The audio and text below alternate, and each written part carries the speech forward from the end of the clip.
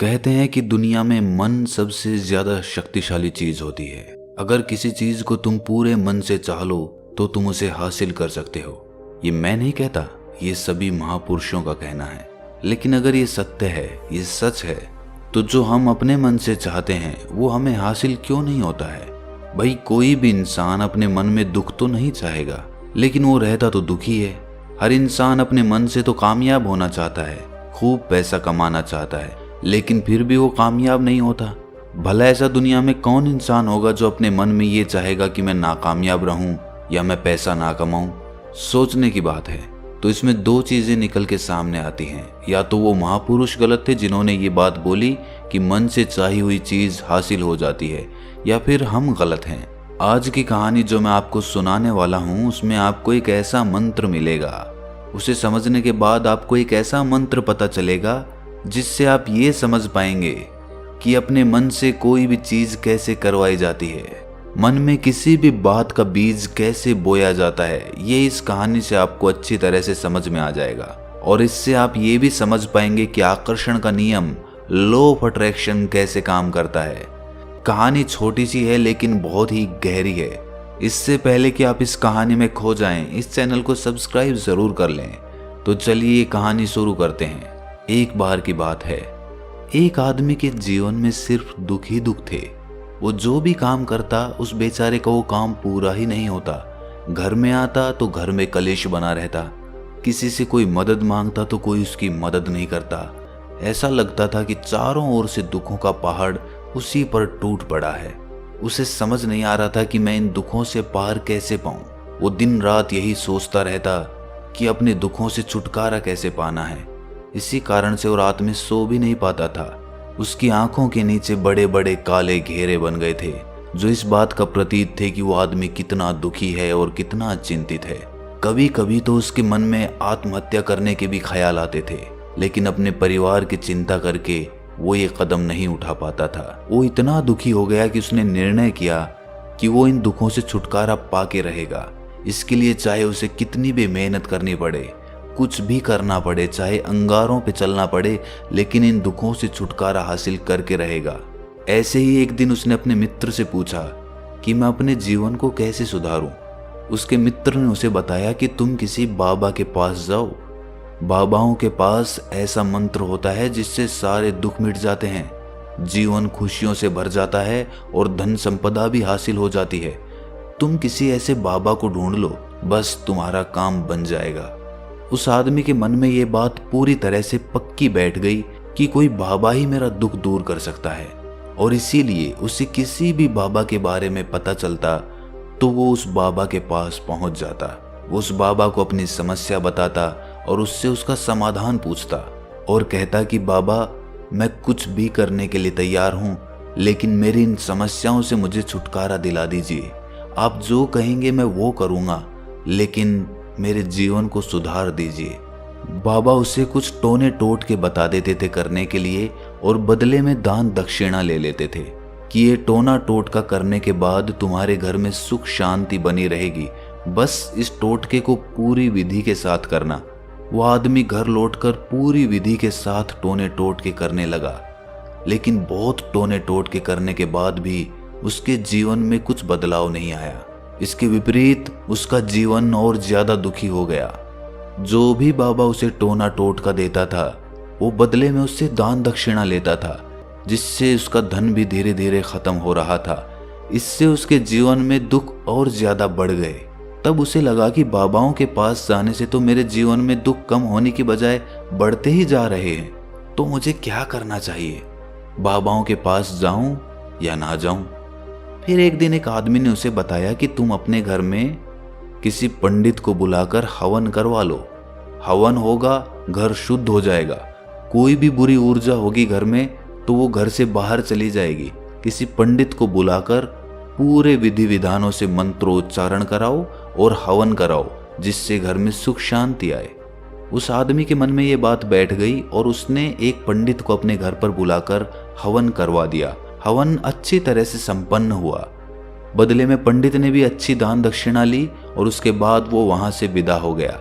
लेकिन कुछ दिनों के बाद उस आदमी को महसूस हुआ कि उसके जीवन में अब भी कोई बदलाव नहीं आया है।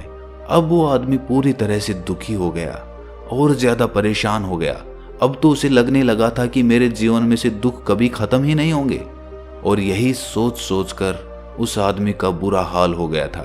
फिर एक दिन उसे अपने मित्र से एक ऐसे बाबा के बारे में पता चला जो समाधान बताने के लिए कोई दान दक्षिणा नहीं लेता था।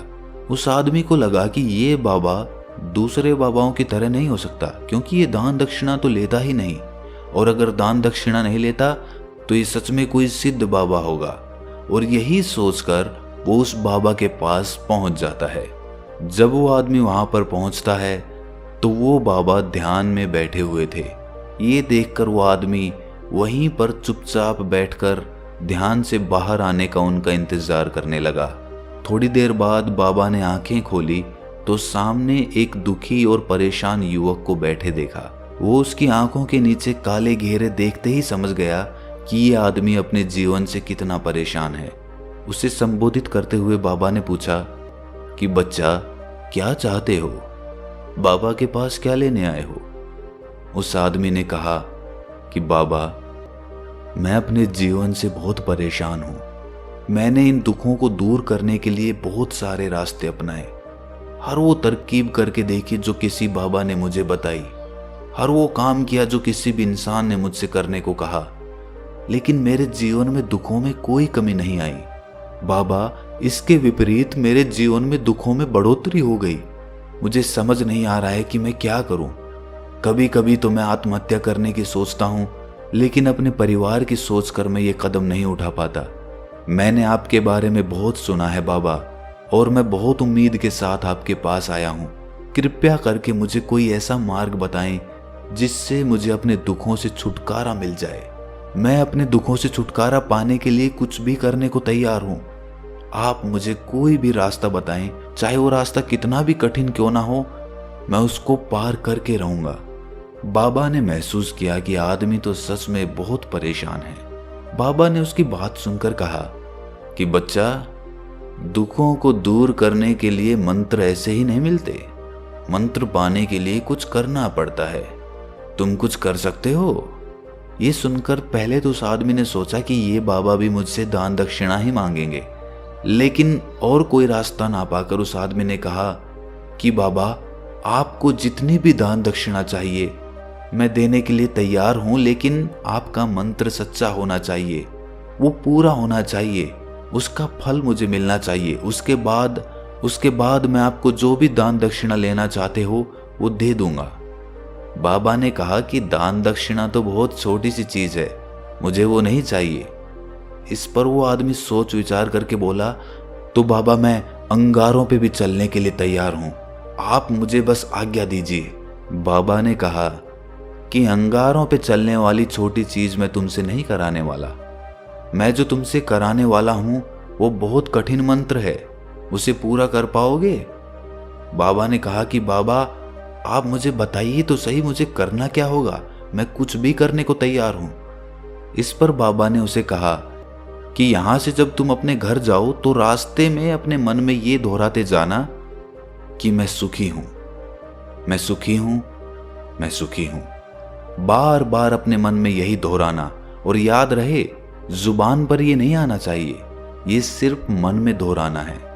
ये सुनकर वो आदमी बोला, बाबा, बस इतनी सी बात, ये तो मैं चुटकी बजा के कर लूंगा, लेकिन इससे होगा क्या? बाबा बोले कि इस मंत्र को करके देखो, वैसे भी तुमने इतने बाबाओं के मंत्र किए हैं तो इस मंत्र को भी करके देख लो। उस आदमी ने सोचा कि बाबा कुछ दान दक्षिणा तो ले नहीं रहे और छोटा सा मंत्र है, इसे तो मैं कर ही लूंगा। वो बोला, ठीक है बाबा, मैं ये मंत्र जरूर करूंगा। वो आदमी ये कहकर वहां से उठकर चलने लगा, लेकिन जैसे ही वो चलने लगा, पीछे से बाबा ने बोला कि बच्चा, एक बात याद रखना, जब तुम ये मंत्र अपने मन में दोहराओ तो तुम्हारे मन में बंदर के विचार नहीं आने चाहिए, बंदर का ख्याल भी नहीं आना चाहिए, तो ही ये मंत्र सिद्ध होगा। वो आदमी बोला, मुझे तो आज तक बंदर का कोई विचार नहीं आया, तो अब क्यों आएगा? आप चिंता मत करिए बाबा, मैं बस मन में यही दोहराऊंगा कि मैं सुखी हूं, मैं सुखी हूं। इसके अलावा बंदर का कोई विचार मेरे मन में नहीं आएगा। ये कहकर वो आदमी वहां से चल दिया। वो अपने मन में मैं सुखी हूँ, मैं सुखी हूँ ये दोहराता हुआ थोड़ी दूर ही चला था कि उसके मन में अचानक बंदर का ख्याल आ गया। बंदर का ख्याल एक बार आया और चला भी गया, लेकिन उस आदमी ने सोचा कि आज तक तो मुझे बंदर का कोई विचार नहीं आया, ये आज बंदर का विचार क्यों आ गया। और ऐसे करके उसने उस बंदर के विचार को पकड़ लिया। वो ये भूल गया कि मुझे क्या मंत्र दोहराना है और वो बंदर के बारे में सोचने लगा।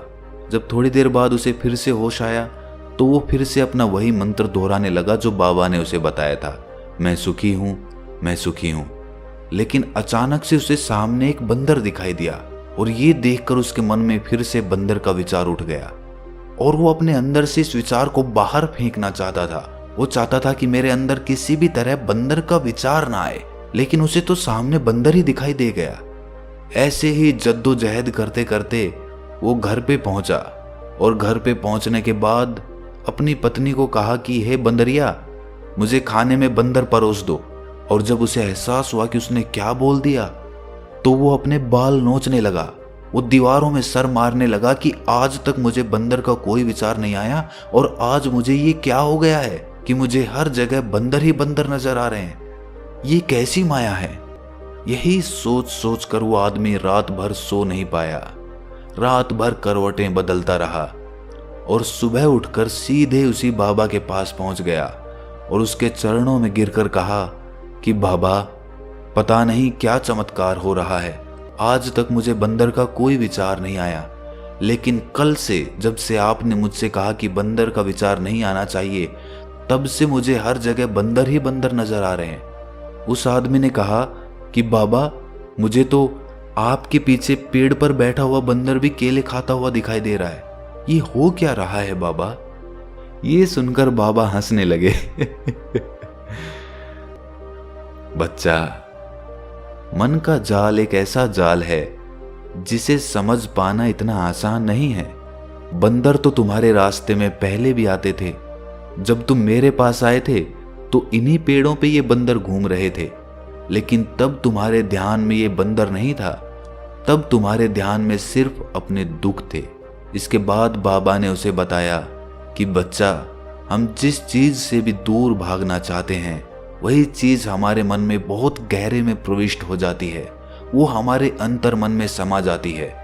असल में हम जिस चीज से भी छुटकारा पाना चाहते हैं उससे छुटकारा इसीलिए पाना चाहते हैं कि वो हमारे साथ बहुत गहरे से जुड़ी हुई है, और हम जितना ही उससे छुटकारा पाना चाहते हैं वो उतनी ही गहरी हमारे मन में बैठती चली जाती है और आखिरकार वो हमारे अंतर मन में छा जाती है। ऊपर से तो हम चाहते हैं सुखी होना कि मैं सुखी हूँ, सुखी हूँ, हमारे होंठ भी यही बोलते रहते हैं, लेकिन हमारे मन में दुख समाये होते हैं। हमारे विचारों में, हमारे मन में हमें दुख ही दुख दिखाई देते हैं। इसीलिए अपनी जुबान से बार बार ये बोलने से कि मैं सुखी हूँ, मैं सुखी हूँ, हम सुखी नहीं होंगे जब तक ये मंत्र हमारे अंतर मन में प्रविष्ट नहीं होगा। इस पर उस आदमी ने पूछा कि बाबा, लेकिन ये मंत्र हमारे अंतर मन में प्रविष्ट कैसे होगा। ये सुनकर बाबा ने कहा कि बच्चा, अपने दुखों से लड़ना बंद कर दो। जब तक तुम अपने दुखों को दूर करने की सोचते रहोगे तब तक वो दुख तुमसे चिपके रहेंगे, तब तक वो दुख तुम्हारे अंतर मन पर अपना राज जमाए बैठे रहेंगे। और जिस दिन तुम उन दुखों के बारे में सोचना ही छोड़ दोगे, उन दुखों से छुटकारा ही नहीं पाना चाहोगे, उसी दिन से तुम्हारी जिंदगी से दुख गायब हो जाएंगे। क्योंकि किसी भी चीज से छुटकारा पाने के लिए हमें उस चीज के बारे में सोचना पड़ता है, और हम जितना ही उस चीज के बारे में सोचते हैं वो उतनी ही गहरी हमारे मन में प्रविष्ट होती चली जाती है। हम अधिकतर समय दुखों के बारे में ही सोचते हैं। हम यही सोचते हैं कि हमारे जीवन में दुख है और हमें इससे छुटकारा पाना है। इसी वजह से बार बार सोचने से वो दुख हमारे अंतर मन में प्रविष्ट हो जाते हैं और हमें एहसास भी नहीं होता। इसीलिए अगर तुम दुखों से छुटकारा पाना चाहते हो तो दुखों से छुटकारा पाने के बारे में सोचना छोड़ दो। तुम्हें दुखों से छुटकारा मिल जाएगा। अक्सर आदमी धूम्रपान छोड़ना चाहता है, शराब छोड़ना चाहता है, सुबह अपने आप से ये वादा करता है कि मैं कोई भी गलत काम नहीं करूंगा, लेकिन शाम को जब लौटता है तो नशे में चूर होकर लौटता है। ऐसा क्यों होता है कि जो हम सोच रहे हैं वो पूरा कर ही नहीं पा रहे हैं? असल में हम उस चीज को बहुत ज्यादा तवज्जो दे रहे हैं, उस चीज को बहुत ज्यादा अहमियत दे रहे हैं। जब भी हम उस चीज को छोड़ने के बारे में सोचते हैं तो हम उसकी इम्पोर्टेंस यानी कि विशेषता और ज्यादा बढ़ा देते हैं। हमारा मन उस चीज के बारे में जितना ज्यादा सोचेगा, शराब या धूम्रपान छोड़ने के बारे में जितना ज्यादा सोचेगा, हमारा मन उतना ही उस चीज के पीछे ज्यादा भागेगा। हमें उस चीज से लड़ना नहीं है, बल्कि बिना सोचे गुजर जाना है। और अगर इस मंत्र को हम समझ लेते हैं तो हम अपने जीवन में जो भी पाना चाहते हैं उसे अपने अंतर्मन में डाल सकते हैं। और एक बार वो लक्ष्य हमारे अंतर्मन में बैठ जाता है तो फिर सफलता पाने में कोई समस्या नहीं आती, कोई दिक्कत नहीं आती। तो दोस्तों, कैसी लगी आपको ये कहानी कमेंट सेक्शन में ज़रूर बताएं, और अच्छी लगी तो इस चैनल को सब्सक्राइब करना ना भूलें। तो मिलते हैं अगली कहानी में, तब तक के लिए अपना ख्याल